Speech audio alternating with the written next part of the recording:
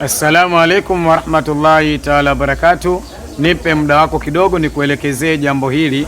Jambo hili ni tatizo kwa kila mmoja. Maana yake watu wengi wanapitia madhila kupitia chale tochi walizopandikiziwa katika viwiliwili vyao.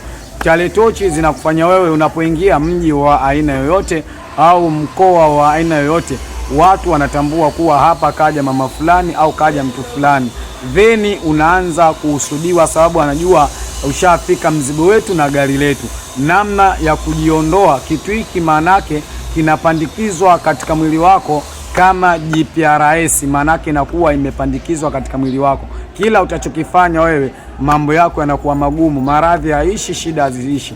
Kwa hiyo namna ya kujiondoa, tafuta mafuta ya miski. Ukipata mafuta ya miski, tafuta jivu. Theni utatafuta na zile tandabui, nyumba za ankabuti. Tandabui utazichukua zile, theni utazichanganya na jivu. Baada ya hapo, jivu na zile tandabui utalitosa katika mafuta ya miski.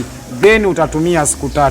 Namna ya utumiaje: siku ya kwanza utapaka mwili mzima, siku ya pili mwili mzima, siku ya 3 utakwenda kupaka uso mtupu. Theni utakuwa umejiondoa katika changamoto ya chale tochi. Wa hadha, assalamu alaikum wa rahmatullahi taala barakatuh. Naitwa Sheikh Badawi.